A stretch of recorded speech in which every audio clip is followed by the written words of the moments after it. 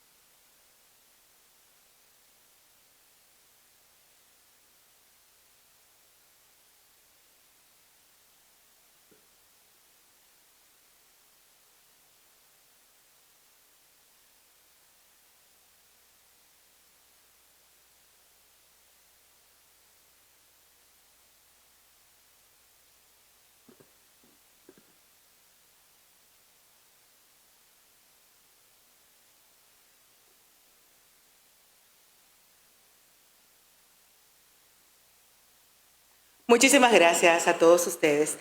La solicitud que hacemos en este momento es que, por favor, sus equipos electrónicos se mantengan en silencio durante la celebración de este acto.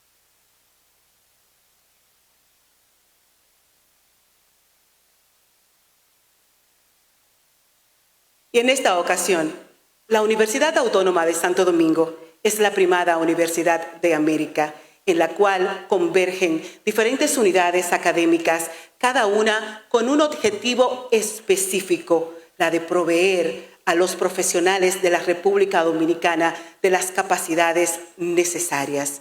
Y hoy, la Facultad de Ciencias Jurídicas y Políticas de esta universidad nos ha convocado para un momento muy relevante de esta unidad académica, y es la puesta en circulación y el relanzamiento de la revista de Derecho y Política, órgano oficial de esa facultad.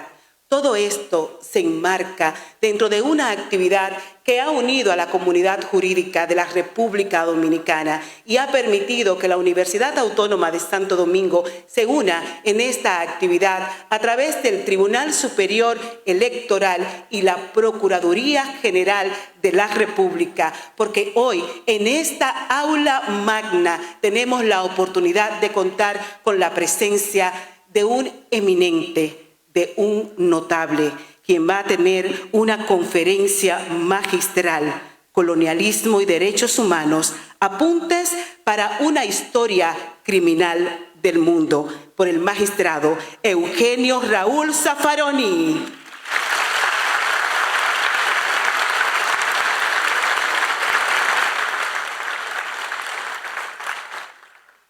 En este momento les solicito a todos y todas colocarse de pie e iniciar este acto con los signos nacional de la República Dominicana y el de nuestra Universidad Autónoma de Santo Domingo.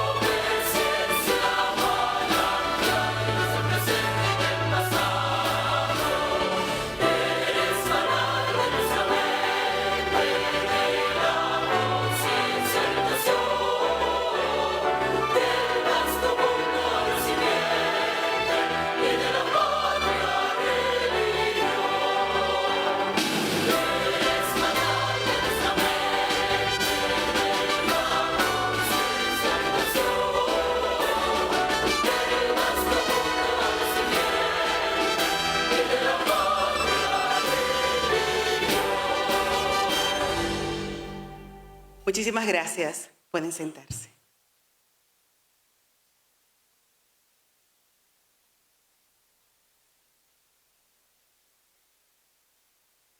Dar una mirada crítica de los derechos humanos en el mundo, su historia, desarrollo e influencias. Sin duda alguna, hay que hacerlo con la presencia del destacado maestro doctrinario y jurista argentino, Dr. Eugenio Raúl Zaffaroni. El Dr. Zaffaroni es considerado uno de los penalistas más destacados de América Latina.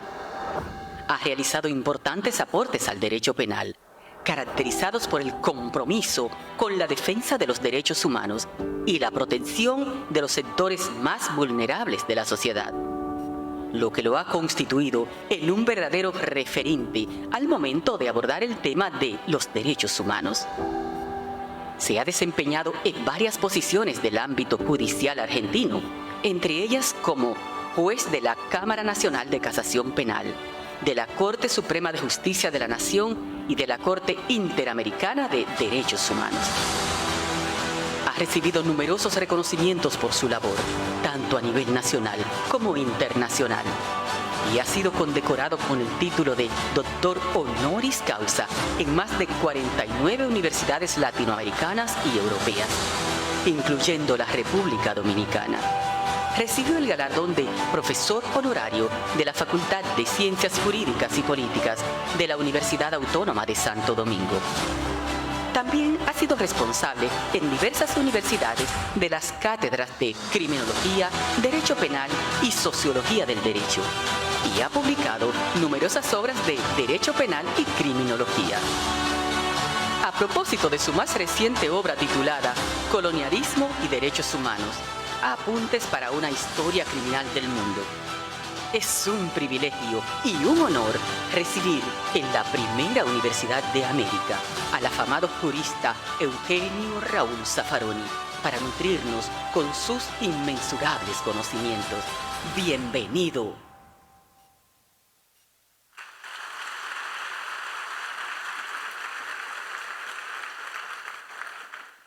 Son las palabras exactas que muestran lo que siente nuestro corazón, la gran satisfacción de recibir en esta aula magna, esta Universidad Autónoma de Santo Domingo, primada Universidad de América. Muchísimas gracias. En esta ocasión, damas, caballeros, permítanme presentarles las autoridades quienes presiden esta actividad. Y hoy, como estamos en su universidad, estamos en la UAS. Es presidida por el señor rector magnífico de la Universidad Autónoma de Santo Domingo, maestro Editrudis Beltrán Crisóstomo.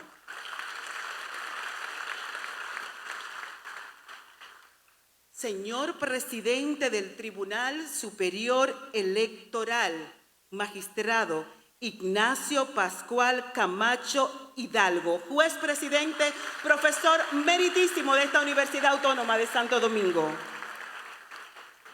Qué grato es mencionarla, contar con su presencia. La historia se escribe cada día. Magistrada Miriam Germán, Procuradora General de la República Dominicana.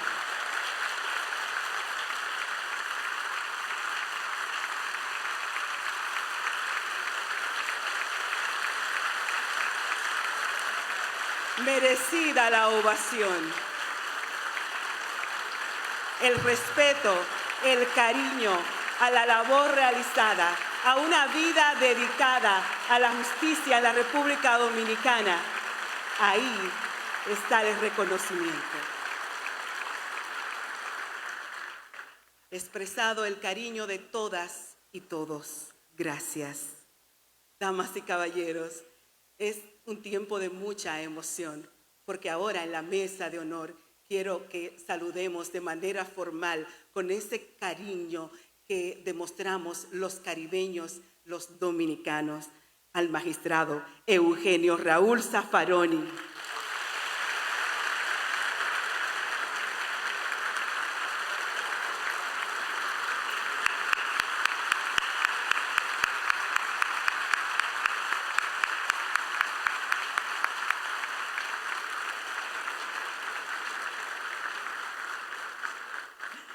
Muchísimas gracias. Estamos siendo convocados de manera oficial por la Facultad de Ciencias Jurídicas y Políticas. Ellos han tenido el honor, han organizado todo esto para que podamos disfrutar de una noche extraordinaria. Por esto, en nuestra mesa de honor está el señor decano de la Facultad de Ciencias Jurídicas y Políticas de esta Universidad Autónoma de Santo Domingo, doctor Héctor Pereira Espaillat.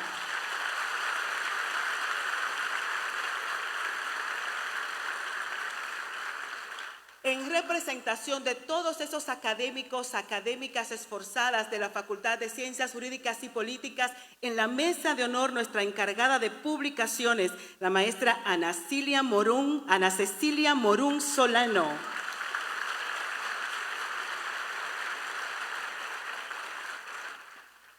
Gracias, la verdad que muchas gracias. Es necesario reconocer, valorar quien está con nosotros hoy, los honorables miembros del Consejo Universitario de esta universidad, quienes les reciben a cada uno de ustedes con los brazos abiertos. Gracias, señor vicerrector administrativo, maestro Ramón de Sangles Flores.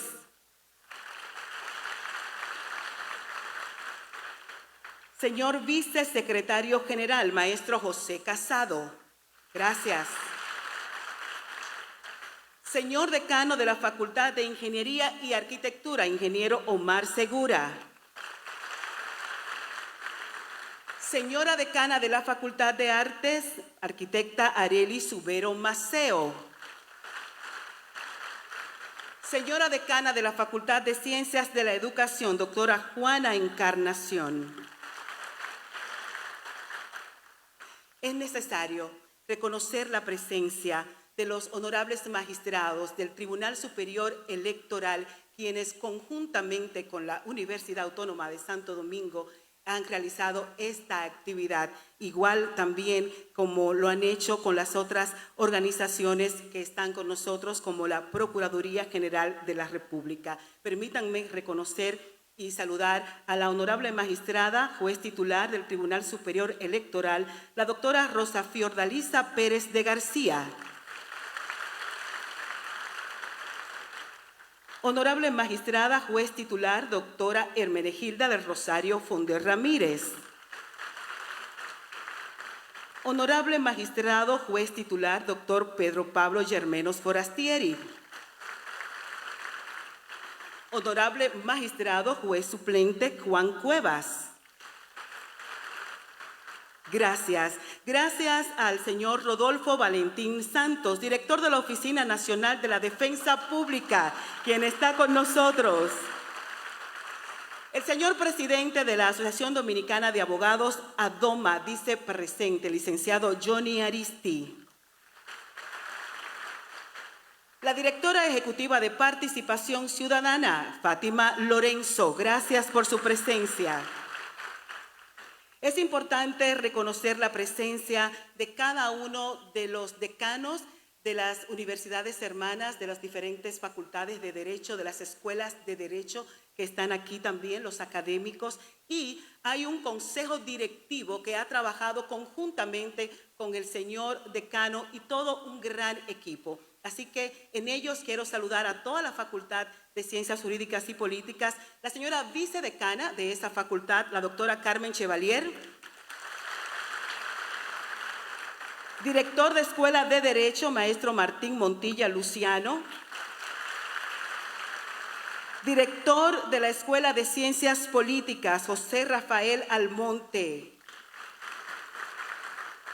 Así es la manera de saludarles a todos ustedes, de agradecer la presencia a los que están aquí, al Ministerio Público, a los fiscales adjuntos, a todo un gran equipo. Los profesores meritísimos de la Facultad de Ciencias Jurídicas y Políticas que están aquí, gracias también, gracias. Profesores, estudiantes, público en general, a esta gran comunidad jurídica de la República Dominicana que se ha dado presente en este acto. La verdad es que queremos que se sientan muy bienvenidos. Por esto, en este momento le corresponde al señor decano de la Facultad de Ciencias Jurídicas y Políticas una gran responsabilidad, darnos la formal bienvenida y publicar esta obra que va a publicar esta Facultad de Ciencias Jurídicas y Políticas, esta revista de Derecho y también de Política. Vamos a escuchar entonces con todos ustedes al doctor Héctor Pereira Espaillat, decano de la Facultad de Ciencias Jurídicas y Políticas de la Universidad Autónoma de Santo Domingo.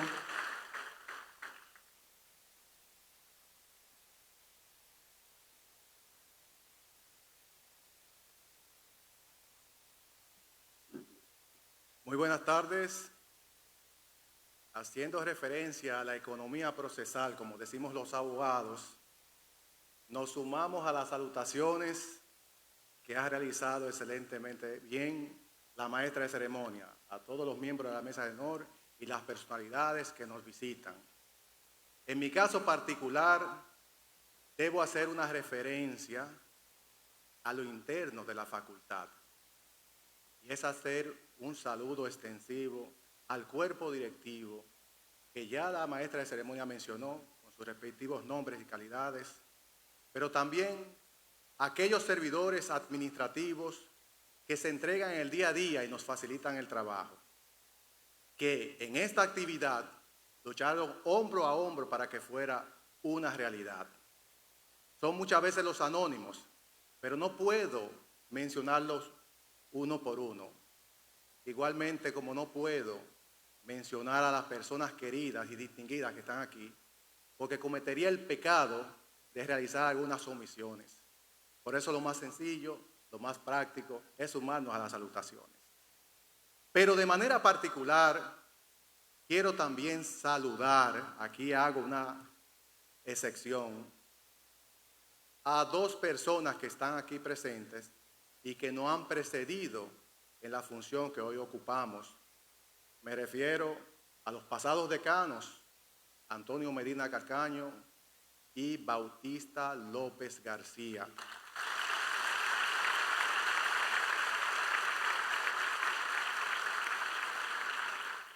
Esta mención es un tributo a los buenos aportes que hicieron ustedes mientras conducían la facultad, pero también representa nuestro interés de lo que ustedes han sido para todos nosotros. Ustedes son grandes. Cuando iniciamos unas palabras en un discurso y un evento de esta magnitud, por lo general comenzamos diciendo de lo maravilloso y el orgullo que sentimos y la gran emoción que nos embarga. Se dice tanto que muchas veces constituye un cliché, pero tengo que decir que también me está pasando lo mismo. Y es que después de más de 6 meses de coordinaciones, confirmaciones, planificaciones para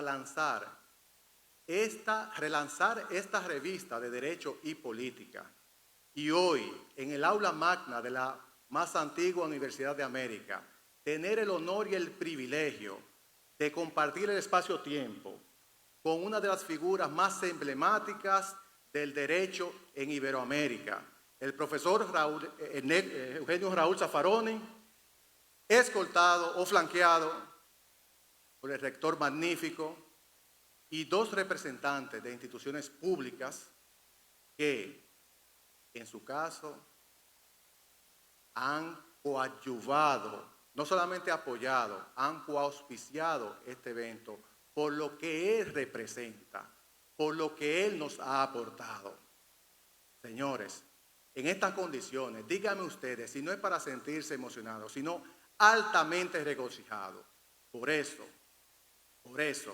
de manera espontánea y frente a todo este maravilloso público, digo, tenía que decirlo.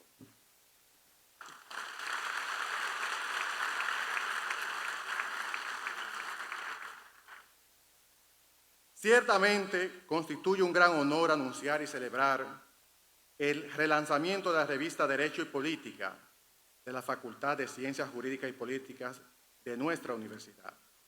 Esta revista ha sido durante mucho tiempo un espacio de conocimiento, debate intelectual libre y abierto a diferentes corrientes de pensamiento en el ámbito de las ciencias jurídicas y políticas.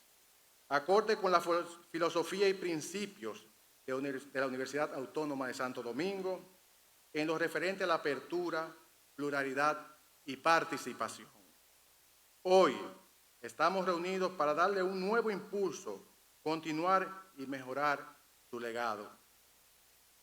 En la presente edición nos encontramos con diversidad de temas de carácter jurídico y político que van desde sistemas democráticos, filiación socioafectiva, delitos financieros, responsabilidad patrimonial de la administración, perspectivas político-criminales en el delito de defraudación tributaria, notas para una criminología del sur, entre otros que descubriremos en su cuerpo.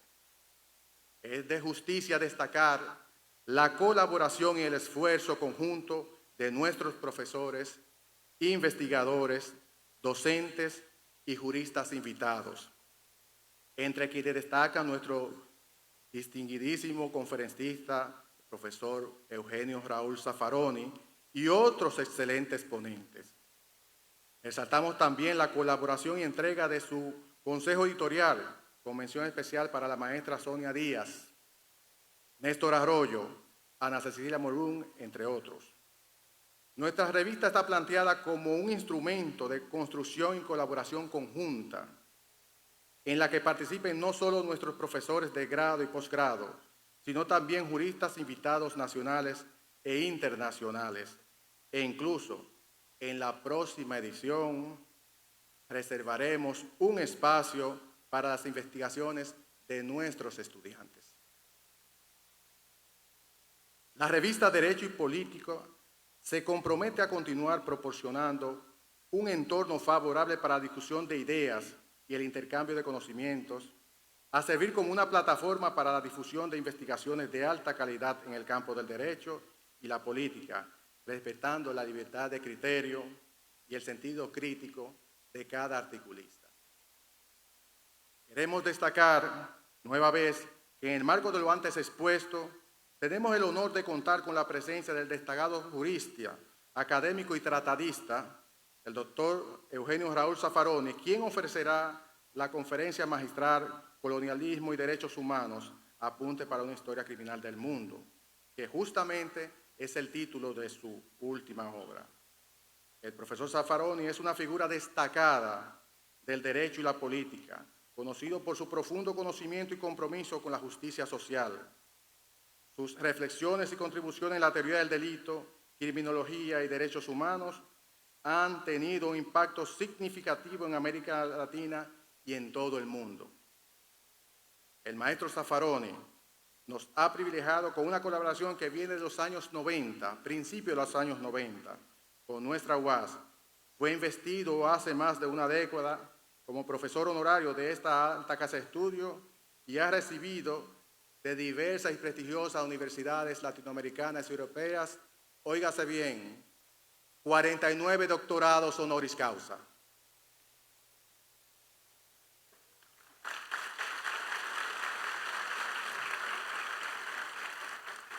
Es un privilegio contar con la participación del profesor Zaffaroni en este evento y esperamos con interés su conferencia magistral, que sin duda enriquecerá nuestro debate académico y nuestra comprensión en los desafíos legales y políticos que enfrentamos en la actualidad.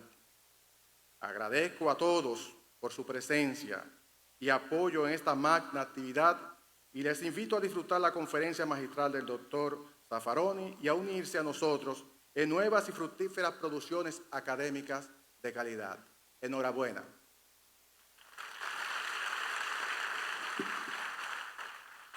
Muchísimas gracias. Hemos escuchado al señor decano de la Facultad de Ciencias Jurídicas y Políticas de esta Universidad Autónoma de Santo Domingo, doctor Héctor Pereira Espaillat. Él recibe la salutación de los integrantes de la mesa de honor y toma su lugar. Él nos ha dado la bienvenida formal. Una gran responsabilidad ha tenido esta tarde y la verdad es que ahora que ya ha sido publicada formalmente esta revista, ustedes van a ver la imagen, el código QR, pueden escanear ahí, en este momento o cuando termine el acto. Es la oportunidad ahora de que un material como este pueda llegar a más personas con menos recursos. Así que usted puede solamente escanear a través de su celular y se lleva la revista. Inmediatamente concluye el acto, en la parte, a la salida, tendremos también este código para que usted pueda verificar, escanear y ser parte.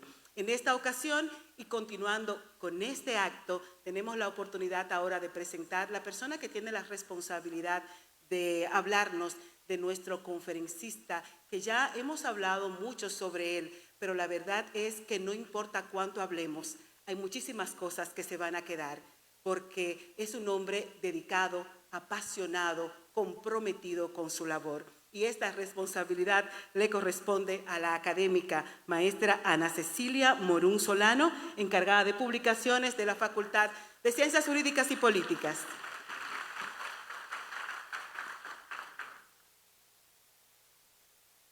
Buenas noches a todos, a todas.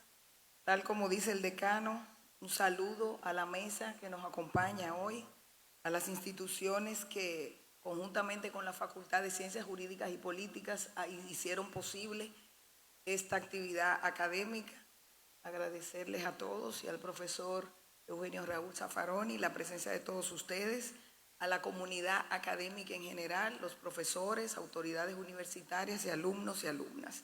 Amigos de la prensa, buenas tardes. Es un honor grandioso para mí en esta tarde cumplir con la encomienda de presentar al conferencista invitado en esta actividad académica, el maestro y amigo Eugenio Raúl Zaffaroni.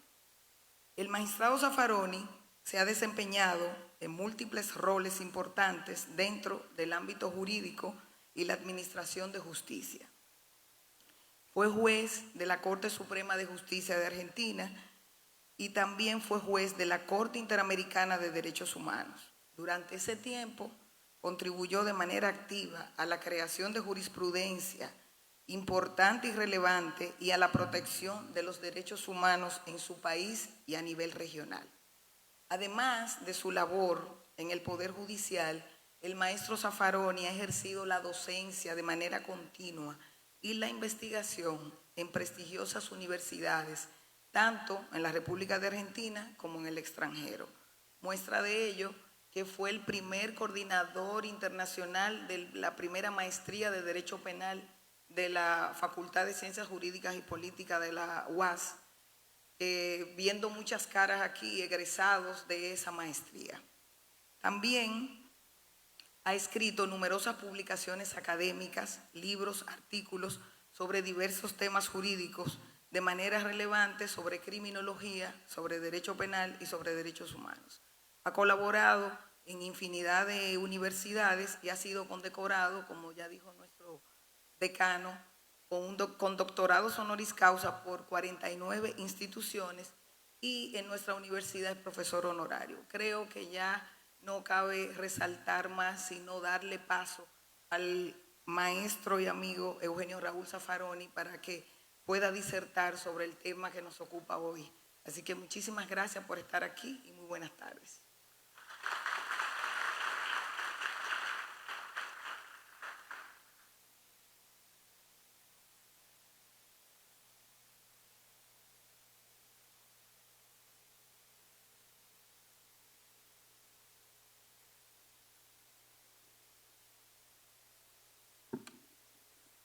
Señor rector magnífico de la Universidad Autónoma de Santo Domingo, señor presidente del Tribunal Electoral, señora Procuradora General, señor decano de la Facultad de Derecho y Ciencias Políticas, querida colega profesora Ana Cecilia Morún y amiga.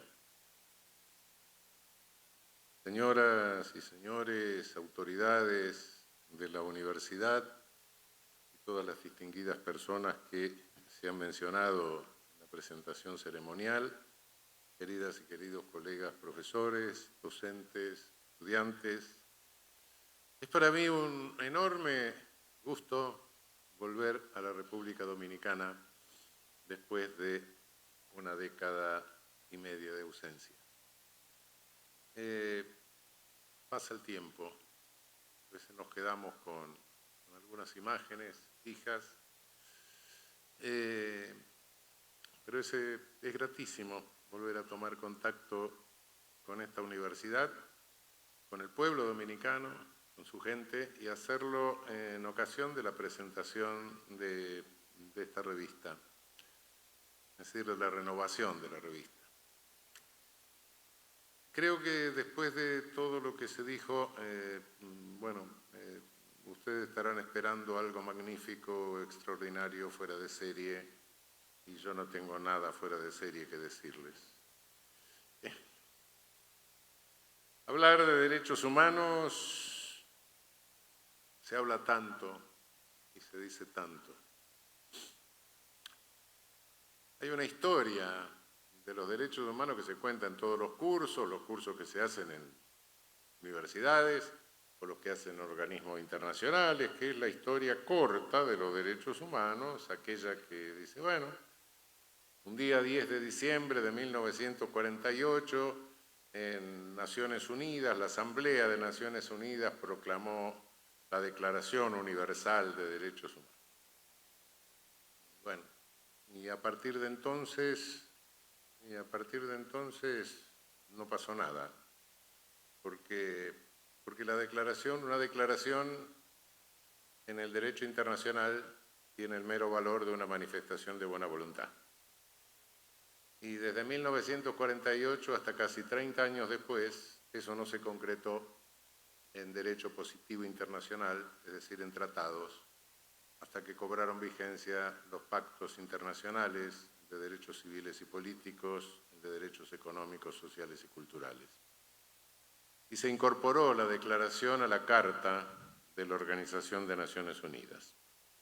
Recién entonces esto pasó a ser verdaderamente derecho internacional y se articuló el sistema mundial, sistema de control político, por cierto, no jurisdiccional.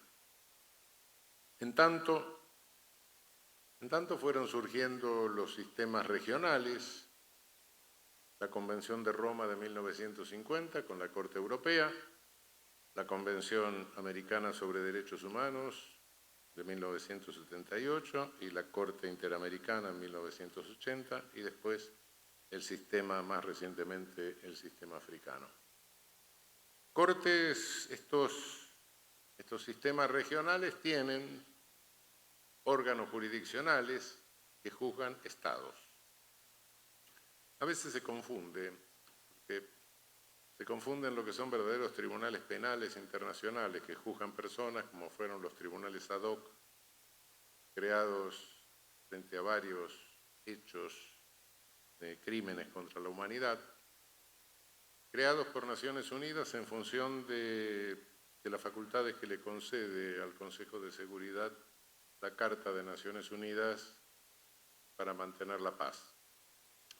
Como esos, a decir verdad, esos tribunales resultaban bastante caros, después se hicieron tribunales mixtos con jueces nombrados por Naciones Unidas y jueces del país donde se habían cometido los crímenes. Y finalmente, a partir del Estatuto de Roma, se establece el Tribunal Permanente para juzgar crímenes contra la humanidad. Bien, pero esta es la historia corta a la que podríamos agregar algunas cosas. Es la historia del derecho internacional de los derechos humanos. Es una historia que se va desarrollando. Yo ya sé que yo soy un fenómeno biológico ya a esta altura, pero es una historia que se va desarrollando a lo largo de mi vida. Sí. Pero la pregunta es esta, ¿es la verdadera historia de los derechos humanos? Cuando uno hace esta pregunta y dice, bueno, pero que hay otras preguntas que surgen, sobre todo en los estudiantes, cuando todavía no les han colonizado la cabeza y les han quitado la vocación de sorpresa. Y dice, bueno, pero ¿cómo esto recién se positiviza a partir del 48? ¿Y por qué? Si el homicidio está sancionado en todo el mundo y siempre se sancionó, entonces, ¿por qué estos crímenes masivos y toda esta estas violaciones masivas por parte de los estados, recién el derecho internacional se ocupa a partir del 48 y con tanta displicencia además, ¿no? No hay otra historia detrás de esto.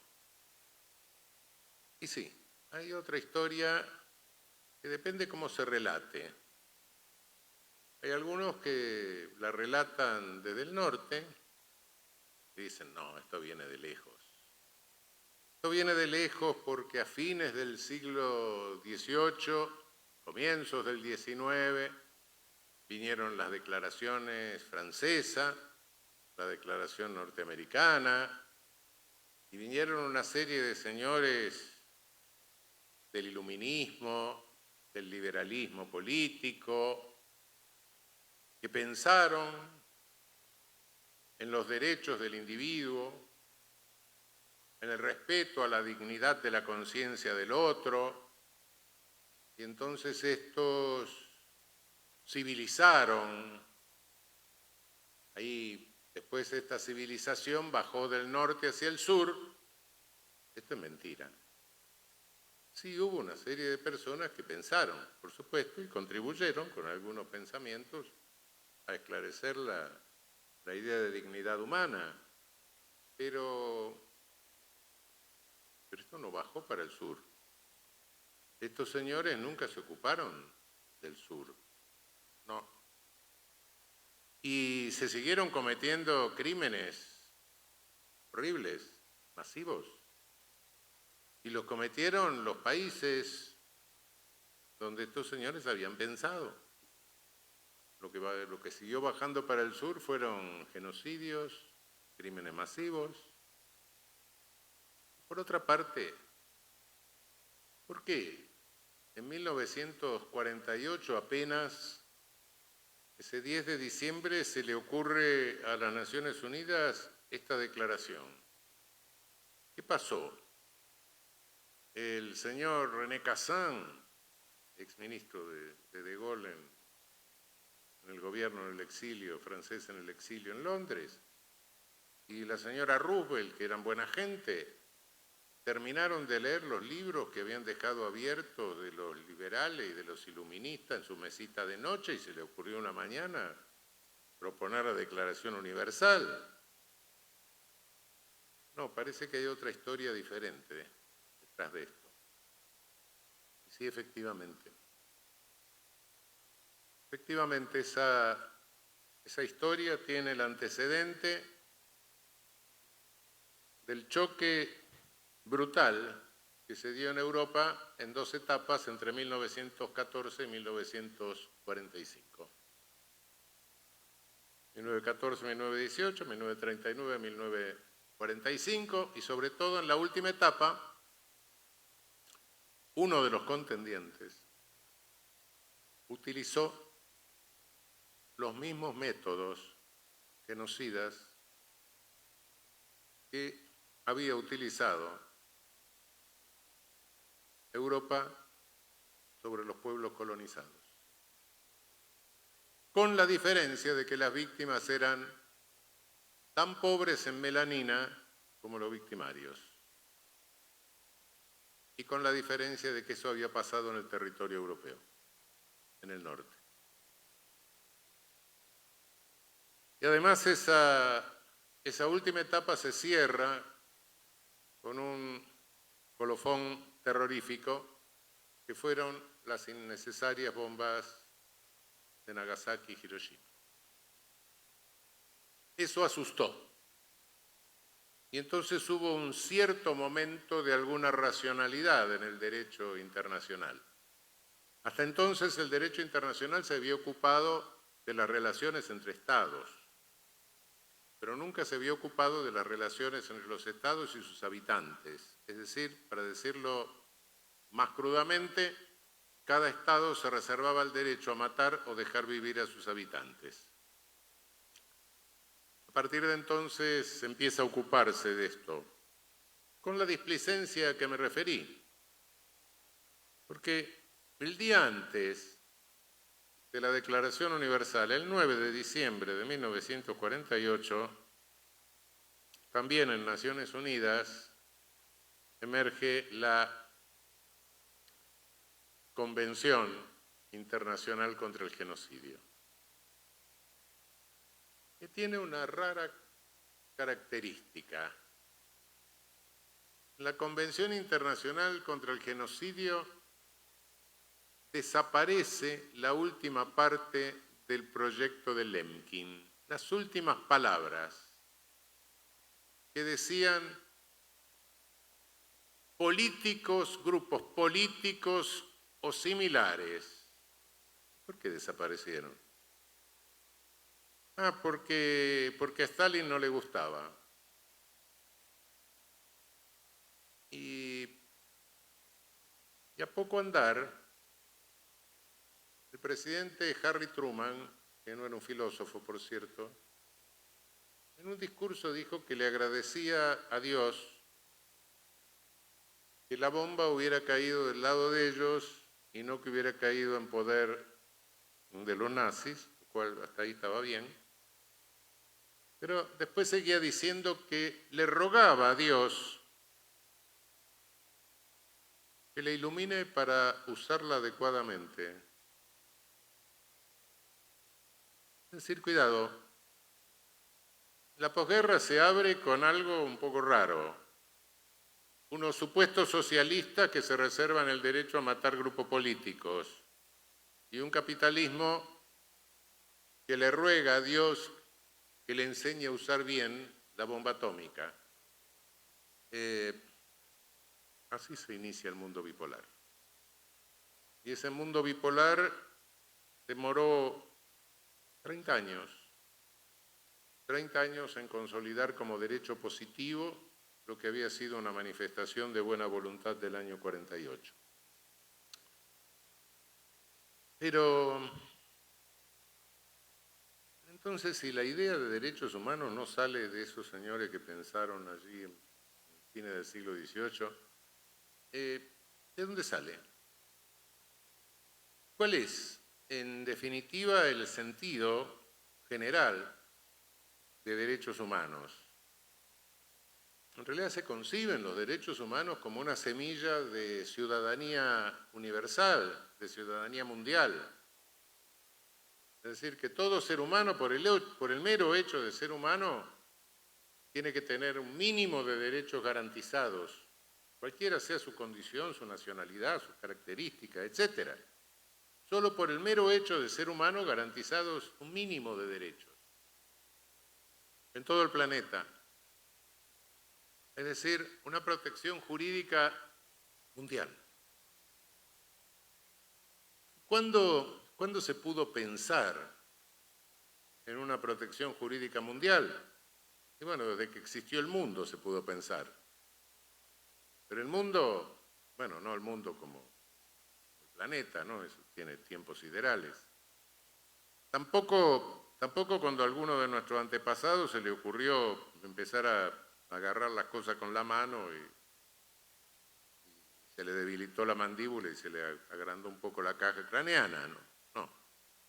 El mundo que puede regular el derecho es el mundo de relaciones entre seres humanos, relaciones interhumanas, otra cosa no podemos hacer.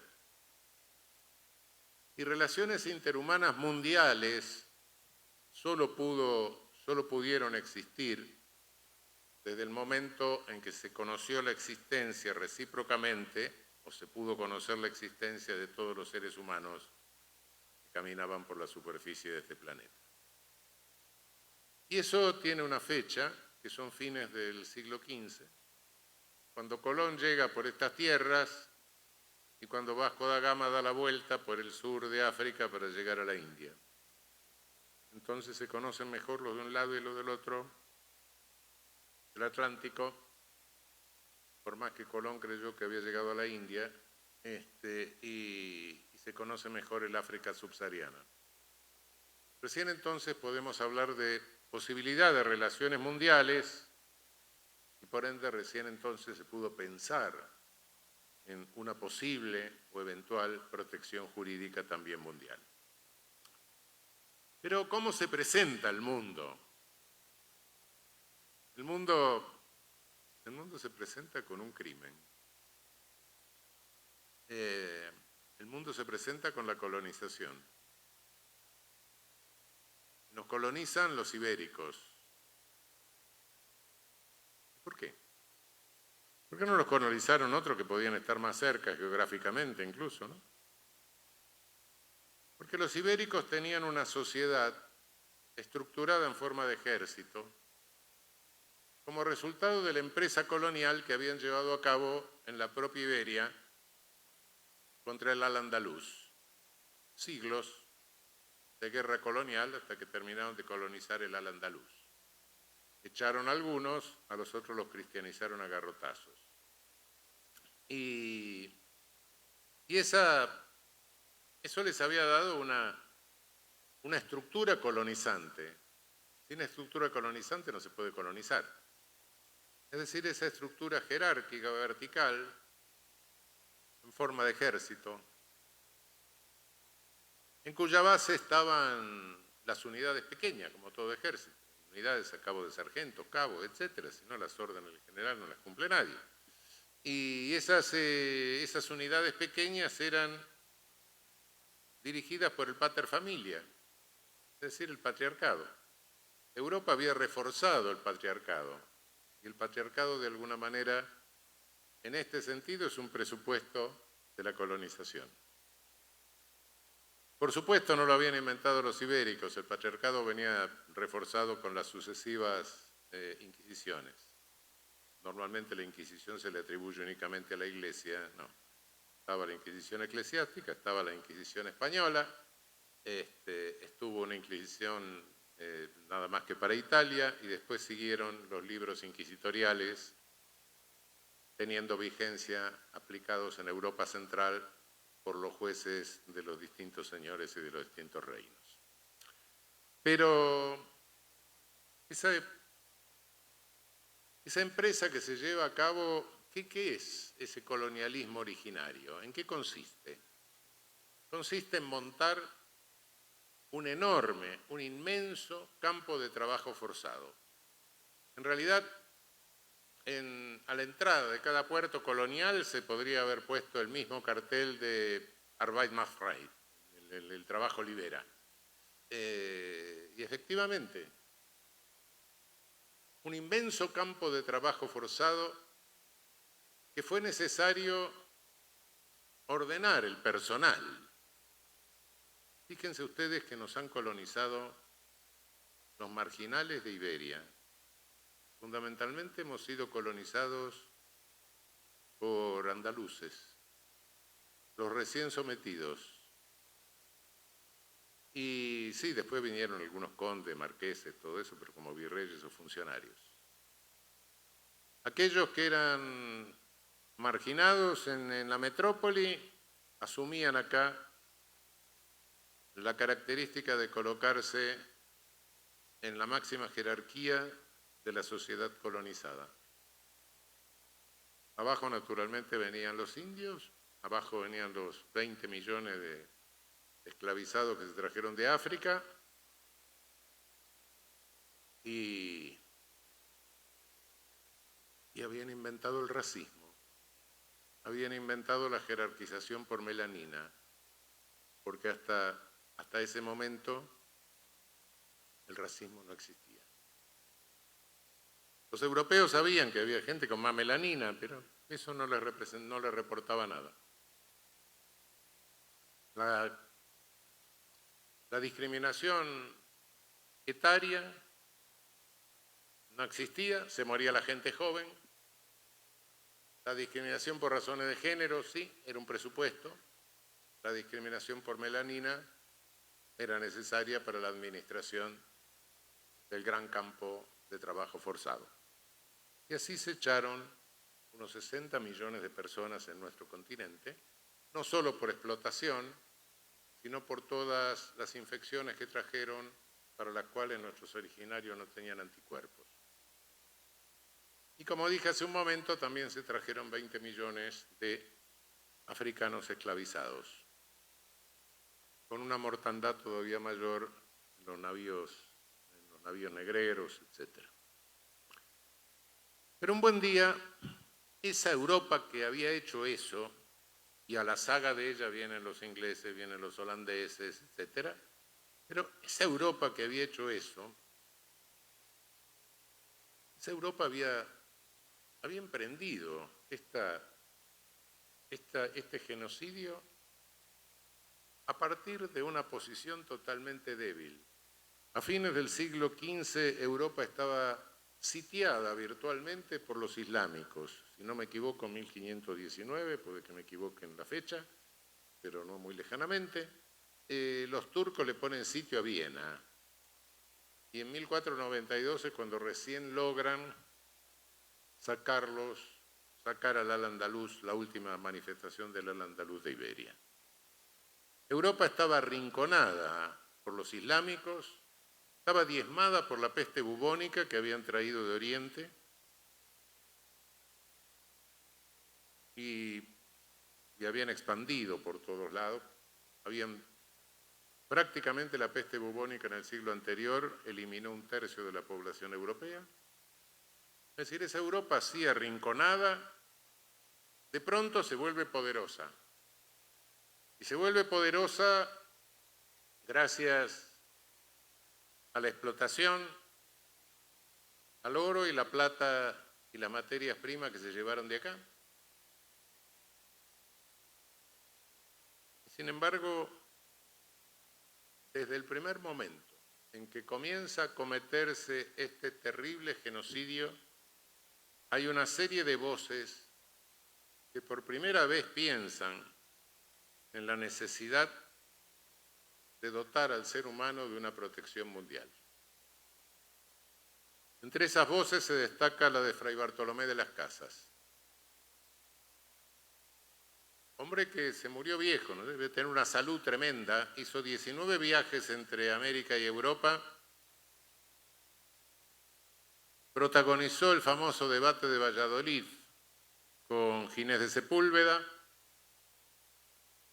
y vaticinó en su testamento que Iberia iba a tener un castigo divino por el crimen que estaba cometiendo. Reclamó que había que devolverle a los indios lo robado, había que respetarle su propiedad, había que respetarle su vida, por supuesto, había que respetarle su familia, su organización familiar y además había que devolverle sus templos y respetarle su religión. Estaban en el error, pero había que respetarlos y tratar de sacarlos del error. Cuidado, estamos hablando de los primeros años del siglo XVI. Esta es la primera vez que se piensa en términos de protección universal del ser humano, protección jurídica universal del ser humano. No obstante, esa protección jurídica universal tarda más de 400 años en positivizarse, por lo menos en normas del deber ser. Porque esa Europa ya empoderada, esa Europa desarrolla sus clases industriales, comerciales, lo que se llamaron la burguesía, los habitantes de los burgos, los habitantes de las ciudades. La civilización europea es civilización de ciudad. Contrasta con nuestras civilizaciones originarias. Es civilización que se encierra en los límites de la ciudad y empieza a fabricar objetos. Con los objetos reemplaza todo.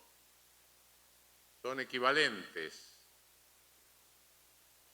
Se crea un mundo al margen de la naturaleza, un mundo de objetos. Y esas ciudades, esas burguesías, sus habitantes productivos de las ciudades empiezan a luchar contra sus noblezas. Y lo primero que tienen que hacer es quitarle el poder punitivo a la nobleza, porque si no iban a matarlos todos.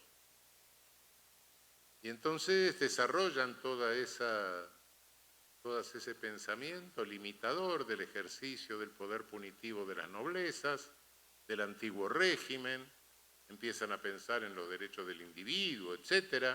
Sí, pero de los del norte. Ninguno de los iluministas se refirió a los crímenes que se cometían en el sur. Ninguno. Ninguno se manifestó anticolonialista. Ninguno. Incluso algunos eran dueños de esclavos. Voltaire. Es decir, sí, respetar al ser humano, pero al ser humano de ellos, por supuesto. Y efectivamente hubo un discurso legitimante de los primeros genocidios, del genocidio originario, de la colonización originaria, de las violaciones atroces de derechos humanos, que fue el de Ginés de Sepúlveda, el que le opone a Bartolomé de las Casas. En el debate de Valladolid, Ginés de Sepúlveda le dice, mire, la guerra es justa cuando es defensiva, la guerra es justa cuando es para devolver injurias, la guerra es justa cuando se hace para devolver lo robado y la guerra es justa cuando se hace contra los que no viven conforme al derecho natural. ¿Y qué era el derecho natural para Ginés de Sepúlveda? Su cultura de ciudad, su cultura europea. Y todo esto, claro, lo rodea de argumentos teocráticos, no teológicos, sino teocráticos. Pero bueno, viene este momento de la burguesía. ¿Y cómo se legitima el colonialismo después del siglo XVIII? Hay dos caminos. Hay uno un poco alambicado, pero interesante. Es decir, les decía que la cultura de la ciudad es una cultura de objetos donde se fabrica un mundo racional que se opone al mundo irracional de la naturaleza. Es el pensamiento de René Descartes. Para René Descartes, lo único racional es el ser humano y todo lo demás es pura naturaleza. Con lo cual no hace más que reeditar lo que había dicho alguien antes. El saber sirve para dominar la naturaleza. Claro, bueno, Descartes le decía estas cosas a la reina de Suecia y le explicaba que lo que tenía en brazos era una máquina. La reina lo miraba y le decía, no, miren que es un perro. Bueno, parece que la reina tenía más sentido común que Descartes. En fin, desde entonces, ahora estamos pagando las consecuencias del cartesismo, ¿no? Del cartesianismo. Sí, nos consideramos fuera de la naturaleza, nos olvidamos que somos parte de la naturaleza. La naturaleza nos está cobrando eso. Pero vuelvo a lo anterior. El discurso teocrático se cambia por un discurso aparentemente racional, pero no concibiendo a la razón como un modo de acceso al conocimiento, sino concibiendo a la razón como una fuerza creadora. ¿Y quién es el que teoriza esto? Con una extraordinaria fineza lo teoriza Hegel. La filosofía de la historia de Hegel es la mayor glorificación del colonialismo. Y empieza con la ciudad, claro. ¿Y qué ciudades son las que empiezan? Y las griegas, por supuesto. Y Hegel y los alemanes se consideraban herederos de los griegos, claro, y otra cosa. Todo lo anterior no servía para nada. No. Los chinos eran teocráticos, los judíos estaban sometidos al poder absoluto, los árabes eran sensuales. No había habido nada antes. Lo importante eran los griegos y ellos como sucesores de los griegos. Como todo el romanticismo alemán. Pero, claro, algunos me dirán, pero Hegel no era romántico, era un racionalista. Vaya a saber. Lo cierto que la razón, el Geist, el espíritu para Hegel, nace en Grecia y de ahí va avanzando Y claro, bueno, pero ¿y cómo? Y parece que más que un espíritu es un espectro que va matando millones y millones de personas en el camino. Bueno, pero y los indios, bueno, al contacto con el europeo se fumaron. Y los negros están en el umbral de la historia, no entraron. Hizo desaparecer los colonizados. Es el primer desaparecedor de personas. Por lo menos discursivamente, lo hace desaparecer directamente. Y claro, bueno, el espíritu va avanzando, el Geist va avanzando y llega un momento en que, bueno, adquiere cierta cosa en la Europa del Sur, en la Europa Latina, pero finalmente llega al máximo, en la perfección, en la Europa germana. Siempre todos los racistas se colocan en la punta de la flecha de evolución. Estar sentado en la punta de una flecha debe ser incómodo, pero ellos se colocan en esa posición. Y Hegel se coloca en esa posición, sin lugar a dudas. El discurso es refinado, pero es un discurso que no es taquillero. Los medios de comunicación no lo pueden transmitir muy fácilmente, ¿no? Entonces, Europa, ya empoderada, ¿qué hace? Y se dedica a practicar una nueva etapa de colonialismo, que es el neocolonialismo, los nacionalcolonialismos. Se lanza sobre África, se lanza sobre Asia, se lanza sobre Oceanía y comete los mismos genocidios peores que había cometido en América, en nuestra América. Esa Europa en el siglo XIX le provoca las dos guerras del opio a China, coloniza la India. La colonización inglesa de la India costó unos 20 millones de muertos aproximadamente, entre hambre, penurias, etc. Mientras los indios se morían de hambre, los ingleses exportaban los cereales producidos en la India a Inglaterra. Y casi extinguen la población, prácticamente extinguieron la población originaria de Australia, de Oceanía. Le fue un poco mejor a los maoríes en New Zealand. Y África en 1800, África no se habían animado a entrar, porque temían a las enfermedades. Tenían sus enclaves para recoger seres humanos esclavizados, pero en las costas. En la segunda parte del siglo XIX, ya con la quinina, se animan a entrar a África y en 1885 se reúnen los europeos en Berlín y deciden repartirse África como una pizza. Cortan, se reparten. Y entre los que se la reparten hay un señor que no representa a su país, sino a una sociedad anónima, que fue Leopoldo II de Bélgica, una sociedad anónima presidida por él, que obtiene el Congo y mata aproximadamente unos 10 millones de congoleses.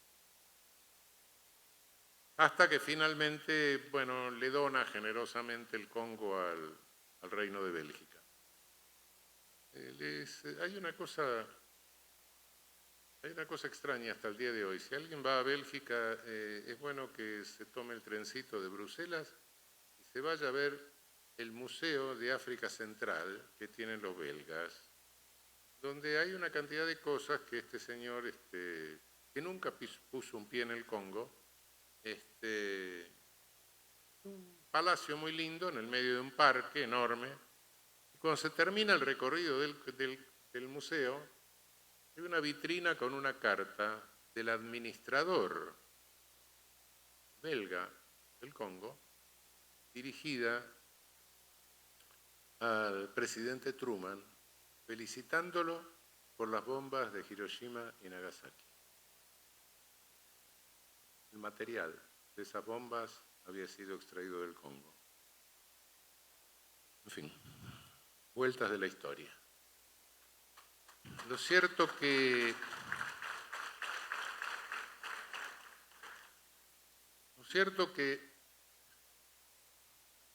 nosotros sufrimos ese neocolonialismo de una manera diferente.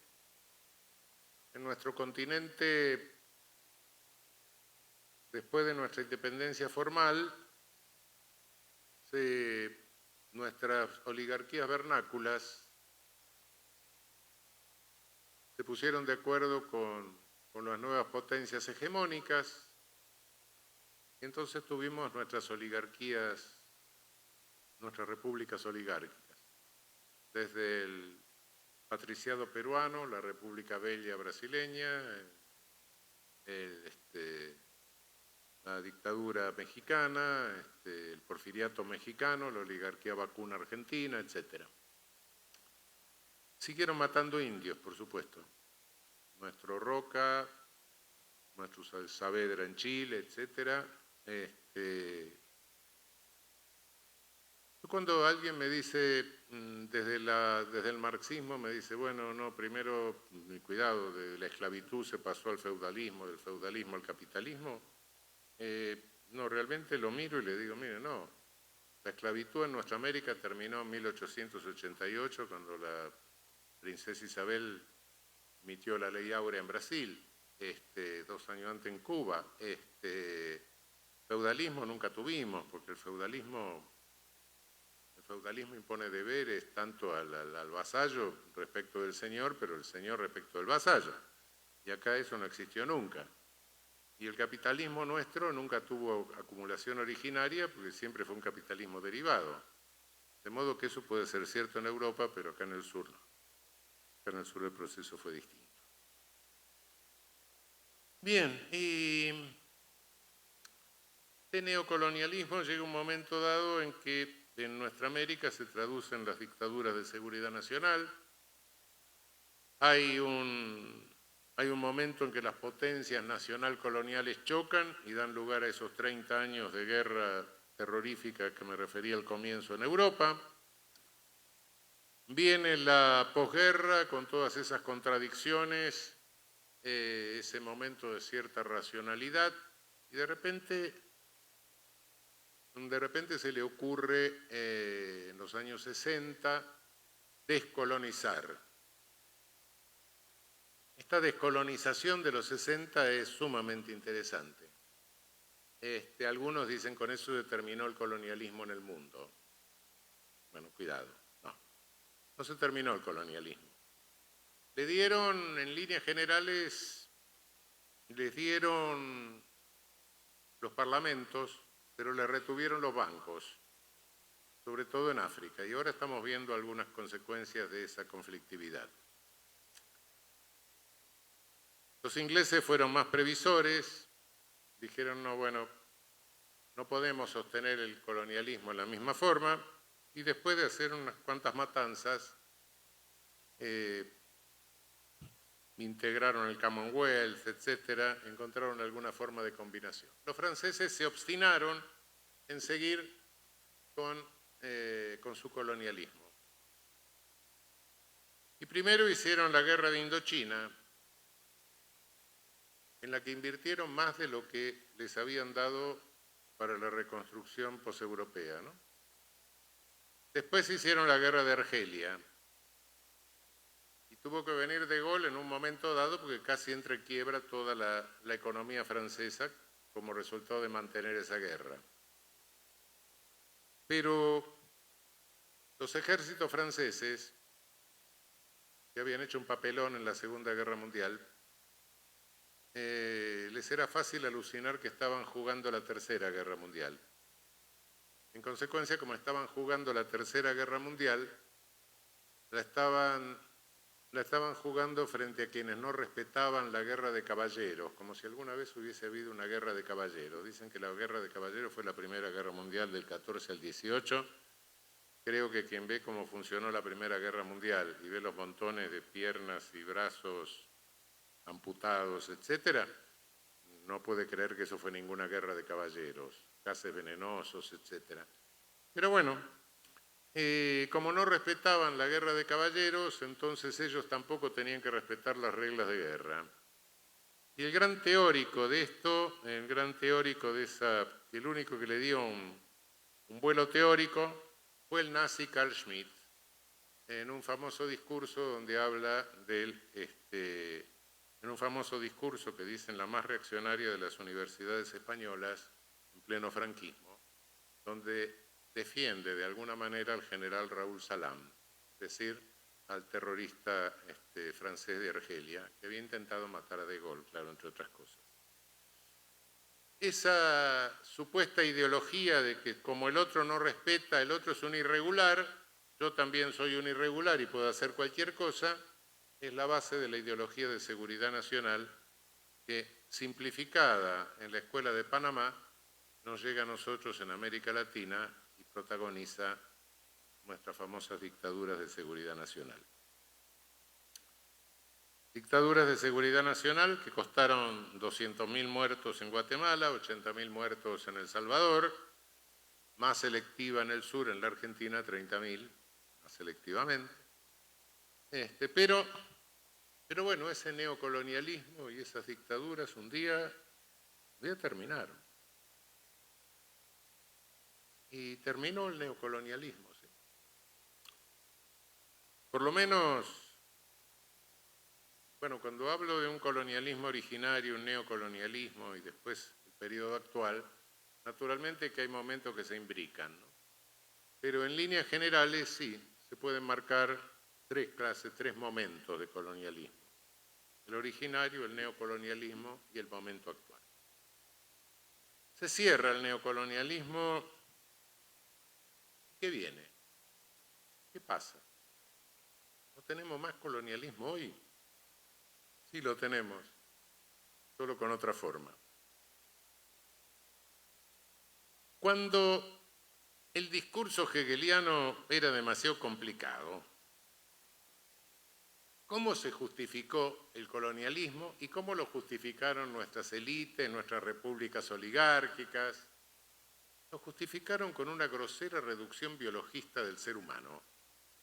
El ser humano es un bicho que es primo del mono y, bueno, desde primo del mono va evolucionando. Algunos están más cerca del mono todavía y otros ya nos vamos alejando más y tenemos la cabeza grande y somos los europeos, claro.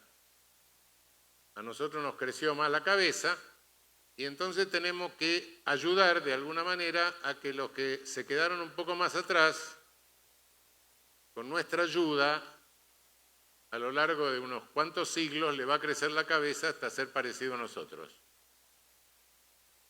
Esta es de alguna manera, no estoy ridiculizando, es la teoría del imperialismo británico. Algunos lo llaman darwinismo social, no es cierto. Darwin dijo algunas cuantas cosas, pero no es esto. Esta tesis fue elaborada por un charlatán, directamente, era Herbert Spencer. Es un spencerianismo. Herbert Spencer decía, ¿cómo nos iban a civilizar? Herbert Spencer decía que el cerebro y el sexo consumen el mismo nutriente. Entonces, había que generarnos la moral para que usáramos más lo de abajo y se nos desarrollara más lo de arriba. No lo ridiculizo, léanlo. Y tenemos gente que sostuvo esto en nuestra América, y tenemos algunos cuadros al óleo en las universidades de algunos teóricos nuestros que enseñaron esto en nuestras aulas, con marco renacentista dorado. Guarda.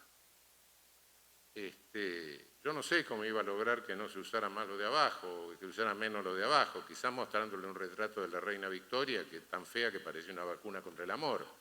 Pero, bueno, eso era el reduccionismo biologista puro. Pero bueno, claro, con este reduccionismo biologista hay un momento dado en que reduccionismo biologista spenceriano era evolutivo, había otro que era involutivo, que era el racismo de superioridad racial, ¿no? Es decir, había venido una raza aria por el norte y de esa raza, los que conservaban más características de esa raza eran superiores, sería el racismo involutivo de Gobineau, de los nazis, de Rosenberg. Pero lo cierto es que al final de la Segunda Guerra Mundial el racismo cae en descrédito. La propia UNESCO dice no se hable más de razas, háblese de etnias, etc. Entonces, la seguridad nacional inventa el hombre occidental y cristiano, al que se oponía el marxismo. Claro, yo no sé si Marx era oriental, chino, no tengo la menor idea, me parece que Marx era europeo y eurocentrista, pero no importa. Entonces, sin embargo, ya decíamos, bueno, pero esto ¿qué sustento ideológico tiene? Y se acaba el neocolonialismo y viene este colonialismo del que somos víctimas en este momento, con una concepción de antropología filosófica todavía más rudimentaria que las anteriores. ¿Cuál es el colonialismo que estamos viviendo? Queridas amigas y amigos, el mundo cambió. Y cambió la economía. Hoy vivimos un mundo de una economía sin producción, vivimos un mundo de una economía financiarizada. Después del final de la Segunda Guerra vinieron las 3 décadas de oro. Después de las 3 décadas de oro, la crisis del petróleo, desapareció el patrón oro, se entraron a fabricar billetes verdes, los billetes verdes valen porque todos creemos que valen y damos billetes verdes y nos dan las cosas, entonces todo está bien. No se podían seguir fabricando billetes verdes al infinito porque era inflación. Se paró la fábrica de billetes verdes, se ralentó y se empezaron a hacer unos papelitos que decían te voy a pagar. Crédito. Se financiarizó la economía. Hoy Estados Unidos tiene casi 2 PBI de deuda, con papelito de te voy a pagar que no va a poder pagar nunca, porque estamos en una economía que la producción aumenta muy lentamente y a veces se estanca. El futuro no sé cuál será, no sabemos, pero la situación es esa. Los números de billetes verdes que existen son un 6-7% de los que se computan, porque todos recibimos crédito, lo llevamos al banco, el banco lo dan crédito nuevo, lo lleva al banco y en consecuencia en el banco queda un encaje entre el 6 y el 8%, depende de lo que cada país quiera. Pero lo que existen en billetes verdes son eso, lo demás son números en computadora. Esta es la triste realidad. El poder político se ha debilitado, incluso en el norte, por supuesto. Los aparatos políticos del norte son rehenes de corporaciones transnacionales. Los que detentan el poder son los Chief Executive Officers de las corporaciones transnacionales, que no aparecen por regla general. Las decisiones económicas no se toman hoy en los parlamentos, ni las toman las autoridades políticas democráticamente electas, sino en órganos económicos técnicos manejados por tecnócratas, como es el Fondo Monetario Internacional, el Banco Mundial, los órganos económicos de Bruselas. Las corporaciones transnacionales son inmensos conglomerados de dinero, de estos números, que no tienen nacionalidad, sino que tienen domicilio, y donde se domicilian, instrumentan el aparato y el poder punitivo de los estados donde se domicilian para ejercer poder, y el poder se ejerce mediante el crédito. Nos obligan a endeudarnos, el norte nos endeuda. Al endeudarnos después quedamos a merced de las instrucciones de los órganos técnicos internacionales y Y este es el tardocolonialismo financiero, que está alimentado por una ideología rudimentaria, que después de... En realidad el único discurso de legitimación del colonialismo que tiene un cierto nivel de elaboración fue el de Hegel, por eso que no pudo popularizarse. Por lo menos el discurso de Hegel lo podemos dar vuelta y podemos pensar en un espíritu del sur. Los otros no, los otros discursos es imposible darlos vuelta porque son rudimentarios, son groseros.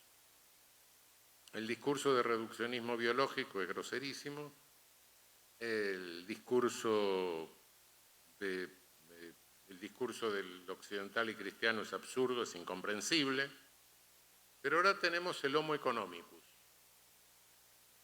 Ahora tenemos que la racionalidad, el ser humano racional, es aquel que se maneja conforme a la regla de oferta y demanda. ¿Y quién lleva adelante el discurso contra los derechos humanos hoy? Es esta concepción. Hoy no es necesario leer Mein Kampf para tener un discurso contrario a derechos humanos, no es necesario escuchar los discursos de Mussolini, los discursos del fiscal en las purgas estalinistas del 38, no, nada de eso. No.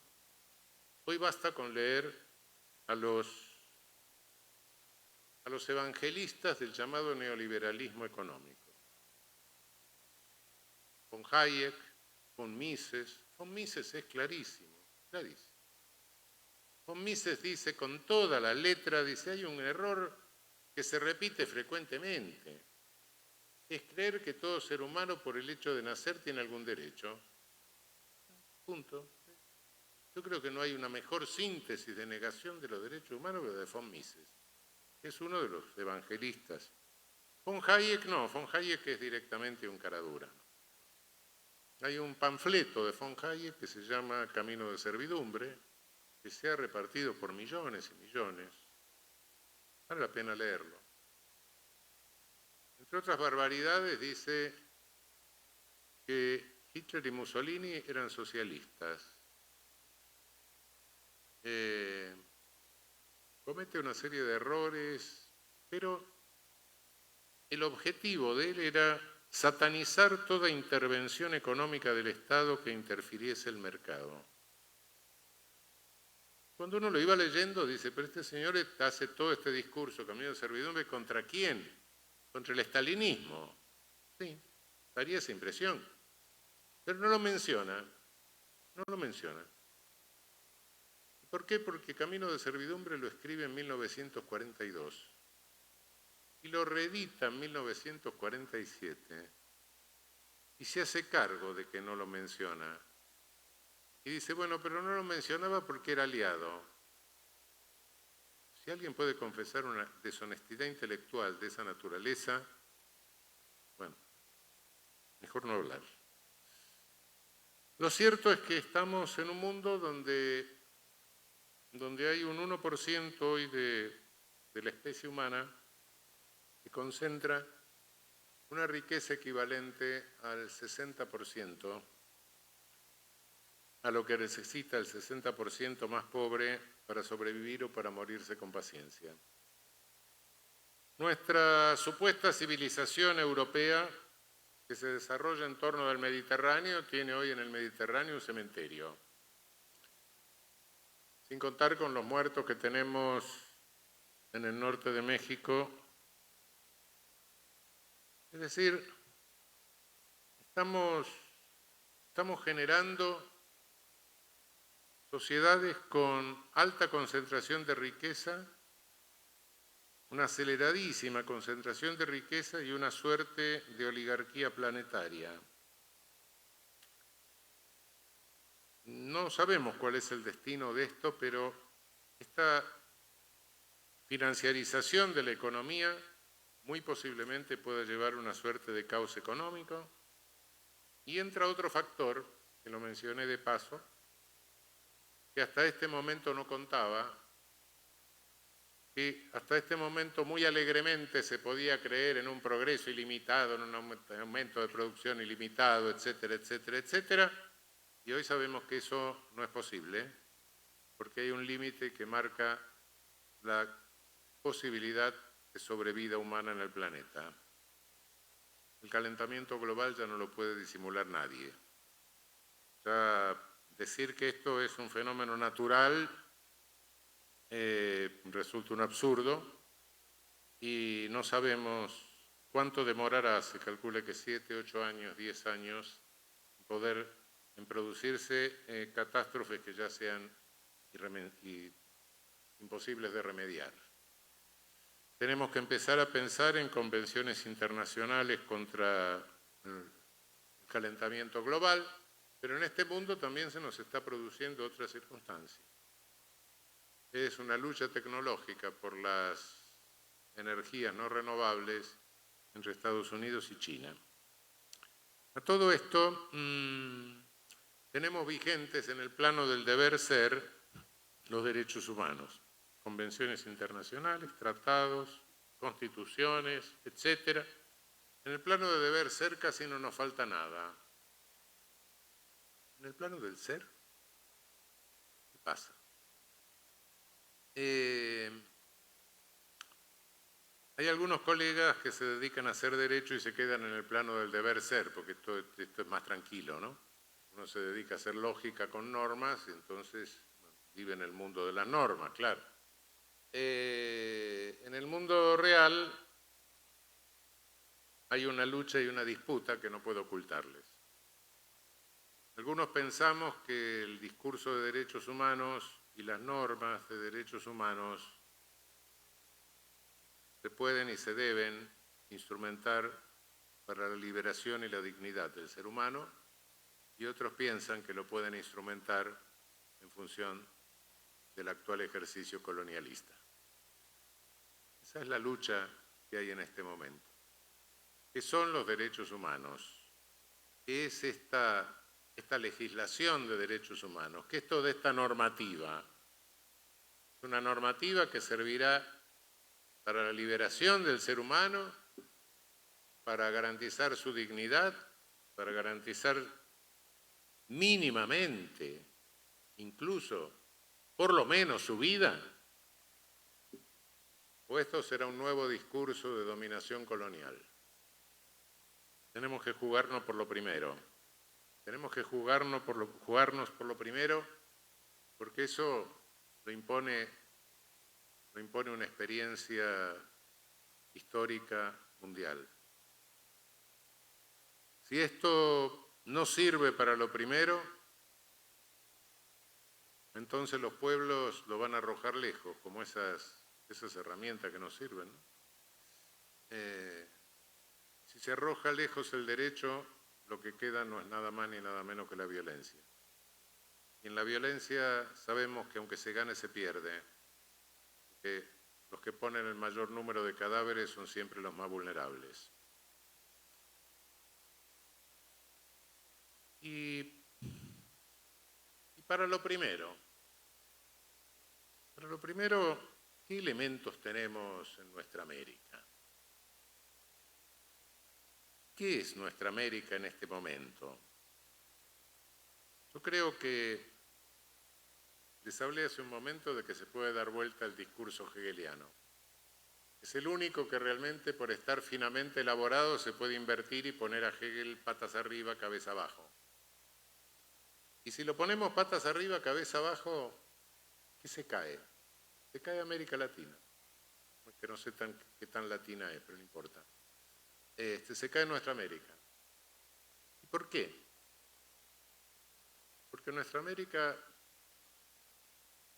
es un mosaico cultural tan rico, tan enormemente rico.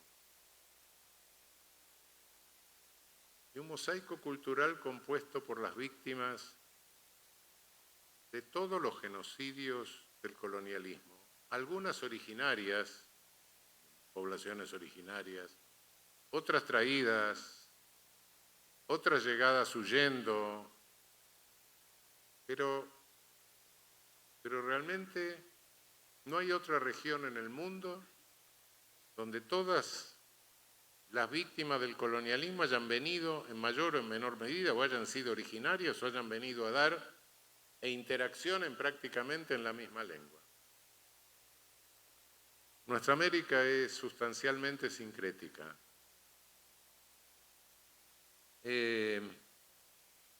Cada concepción religiosa, de alguna manera, desde el punto de vista sociológico, es una síntesis de cultura. Cada cual crea lo que quiera, no importa, pero sociológicamente una cosmovisión religiosa, un religar, un volver a ligar, es una síntesis de cultura, una síntesis cultural. Y las síntesis culturales que tenemos en nuestra América son increíbles. Tenemos una riqueza en este sentido enorme. Y por eso creo que del sur, de nuestra América y del sur africano y del sur de África, puede surgir una cantidad de espíritus del sur. Podemos estar en condiciones de brindarle al mundo un mensaje. Un mensaje en este momento tan complejo, un mensaje en este momento en que el norte parece que se empeña en su cultura de ciudad y en inventarse un mundo que no es natural. Y ese mundo que no es natural, donde la tecnología resolvería cualquier cosa, se lo está cobrando con peligro para la supervivencia de toda la humanidad. Creo que los ejes culturales de nuestra América, si vemos de nuevo el relato desde el sur, si lo repasamos más detalladamente y si tomamos conciencia de nuestra situación, de nuestro ser aquí, y empezamos a pensar los derechos humanos de nuestro ser aquí y no del ser ahí de otros, en ese caso creo que estamos en condiciones de brindarle un mensaje al mundo. Bueno, muchísimas gracias.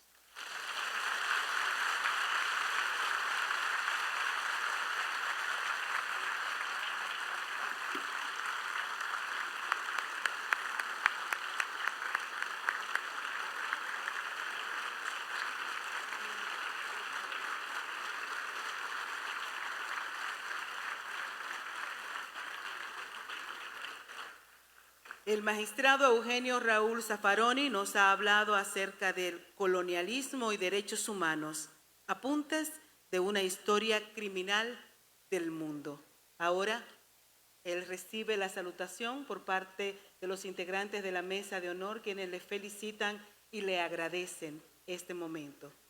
A todos ustedes, damas y caballeros, por estar con nosotros esta noche. Gracias, honorables miembros del Consejo Universitario, honorables magistrados, representantes de las altas cortes, gracias a los que están aquí de la Suprema Corte de Justicia, del Tribunal Constitucional, gracias también del Tribunal Superior Electoral, a los que están aquí de la Junta Central Electoral, Ministerio Público, fiscales, procuradores adjuntos, fiscalizadores, gracias, decanos de escuelas de derecho, gracias, destacados juristas, Consejo Directivo de la Facultad de Ciencias Jurídicas y Políticas, todos y todas seguidores de la doctrina de Zaffaroni. En esta ocasión, la Universidad Autónoma de Santo Domingo concluye este acto en la que la Facultad de Ciencias Jurídicas y Políticas puso en circulación el relanzamiento de su revista Derecho y Política de esa facultad. A la salida de este acto va a estar el QR y usted puede escanearlo para de esta manera ser parte de esta revista. Gracias a nuestro intelectual, nuestro investigador que ha estado con nosotros, el connotado magistrado Eugenio Raúl Zaffaroni. Muchas gracias.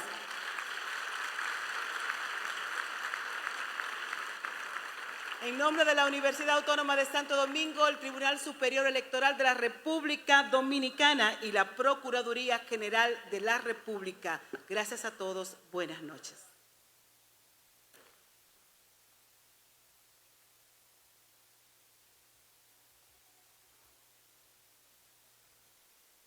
Los miembros del Consejo Directivo de la Facultad de Ciencias Jurídicas y Políticas, por favor, los directores de las escuelas y la señora vicedecana, el señor decano les convoca.